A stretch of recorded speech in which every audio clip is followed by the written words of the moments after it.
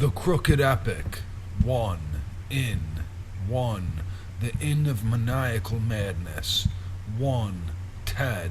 The Mansion. 1C. 1. The dog that was discovered on the old Weir property was a stray dog. He was a black retriever which they had seen first running around in the backyard while eating together in the dining room. Ted was only 9 years old and was excited to see the dog running alone across the yard, pointing at him and shouting for everyone to look with him. Alex laughed with him briefly. The transient dog swiftly disappeared into the woods behind the house, and they did not see him again for half a year. It had been that autumn of 1926 before Ted turned 10 in November, and he was heading to 4th grade for the first time in 2 weeks. After the excitement of the first week of school was over, he remembered watching out the dining room and back windows all evening, waiting to see if the dog would return to the backyard. Finally, he confided to Alex that he wondered if the dog was wild, feral, or a runaway, which might follow them to school and cause havoc. Alex reassured him that it probably belonged to a family in one of the nearby areas, and even though they both recounted together that there had been no collar, this seemed to make them feel better. It persuaded them to wonder and propagate further about the whole world outside, which they were yet unfamiliar with. The foreign and unknown country land that stretched so far to the west and across the oceans to the east was an enormous curiosity and source of imaginative contemplation. Ted's year of school in the 4th grade was stimulating and challenging. He made pretty good friends with 2 classmates, Ben and Darren. By the beginning of winter of 1926, his brother's friends from the 10th grade were becoming more friendly. Alex would let Ted mingle with his elder group of friends occasionally when they came to visit on the weekends. Usually, Ted was permitted to be one of the G-men in the raids on the imaginary criminal gangs, or would be adaptively included for cowboys and Indians as a cowboy. At the same time, they would play the parts of the hardened sheriffs or crazed bounty hunters. The elaborate games of capturing the flag with children of neighboring residences was much more challenging, as Ted was not nearly as fast nor athletic. So he idly would watch their teams pair up and run out into the woods. As winter approached, he anticipated that the following year would bring opportunities for Ben and Darren to visit and play with them. As a student, Ted was appraised as a potential star. The school faculty was already familiar with his family and proud to receive him. Their father's reputation was helpful, an acknowledged war hero who went on to serve his country as U.S. Marshal. Lyle Hurst, Al's 10th grade teacher, also proctored all school exams and ran the chess club meetings and tournaments out of his classroom. Mr. Hurst was nice to Ted that year and encouraged him to join the newly formed chess club. Ted's teacher was Mrs. Becker, who was also kind to Ted, and he did well in all the academic subjects in the year. Knowing that Alex was going to try out for the track and field team, Ted's admiration for his athleticism was probably a strong influence on their learning that year, as Ted enviously watched him and his friends play in the yard while he was still too small.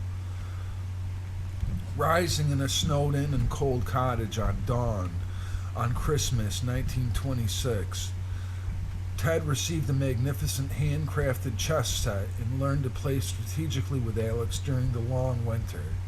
By New Year's Eve, he could win a match against Alex, although he was concerned that it might have been something that would potentially have embarrassed him in front of his friends. Ted did not let it defer his attitude of pride, which was growing for himself as a brother and confidant. Until recess ended, Ted was excited to tell Mr. Hurst all about it. Still, when they both returned to school for the session in 1927, Ted saw Alex's grin through the classroom doorway and let it go, thinking of how it would be more fun to learn to play the sports with Alex's friends after school rather than staying to exercise his mind with chess club. What he lacked in ambition for chess and the pursuits of higher intellect, Ted made up for his excesses of backyard playing and reading and books and studying nature. He had gained astute interest in the works of Darwin and Thoreau and had tried to explore the realms of science on his own. He also began a collection of Wells' War of the Worlds and Verne's 20,000 Leagues Under the Sea, and he became well read as a student. It was Ted's surprise, although a disappointment, when one of Alex's older friends, Clark, challenged him to bet on a chess match in which the stakes were Ted's Verne collection for Clark's, which was only the mysterious island. Clark, of course, won the match, and Ted felt deeply ashamed as he handed over the novels to him just before the beginning of summer. So he studied the game they had played the last month of school, and with the precious last of the leftover savings from Christmas money, he bought a book on chess strategy. He became determined and secretly swore that he would devote the entire summer to mastering the game. Ted often tried to let Alex borrow his books after he had appraised them. Alex was normally uninterested and preferred the magazines which his father brought into the household.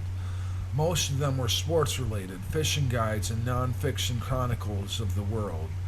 Alex's infectiously adventurous spirit filled Ted's longing for companionship with a compatible kinship for their continued adolescence.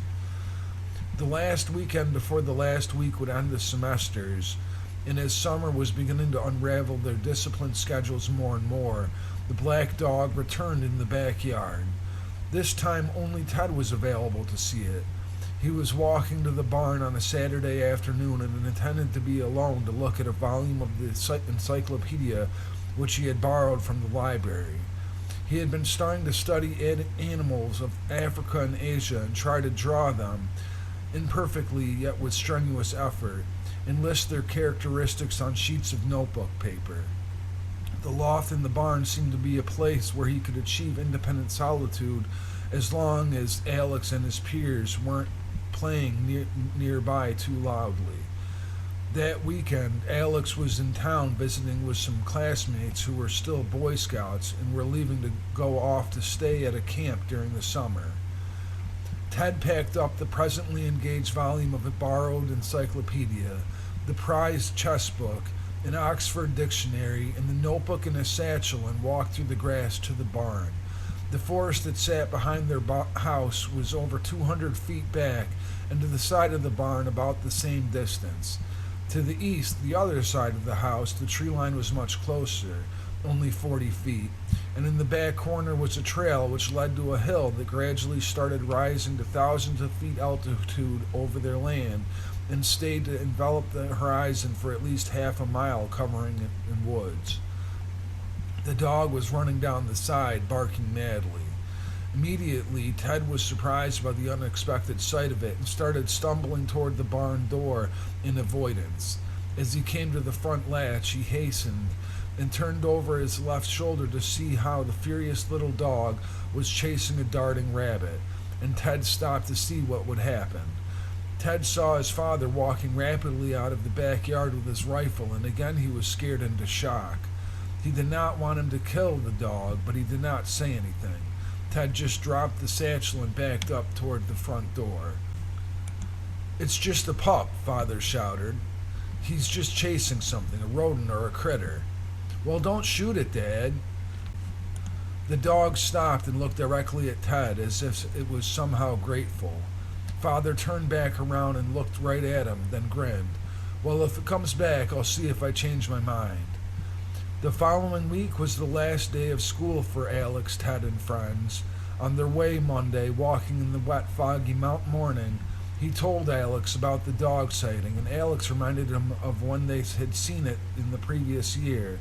They made an oath together to find him and rescue him, not at all from derelict reliance, nor out of ignorant disrespect to their father, but as a resilient brotherhood bond.